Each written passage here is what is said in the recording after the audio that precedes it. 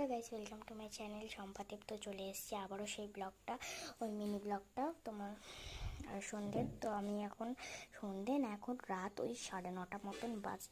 তো এখন দেখতে পাচ্ছ আমি নিয়ে চলে এসেছি গরমা গরম ঘুগনি, আর তার সাথে 3খানা না 4খানা লুচি, আর তার সাথে একটু শশা। তোমরা হয়তো ভাবছো শশাটা উপর থেকে ছড়িয়ে দিইনি, বোকামি একটা, কিন্তু না, আমাদের একটা স্টাইল। তো চলো এইটা খাওয়ার জন্য আমি রেডি হয়ে করি আর তোমাদেরকেও দেখে ফেলি। তো আমি খাওয়ার জন্য রেডি একেবারে পুরোপুরি। তো এবার আমি কাটছি, আর এত সফটি আর নরম হয়েছে, তোমাদের কি করে বোঝাবো যে আমার মা সত্যি একজন ভালো মানুষ।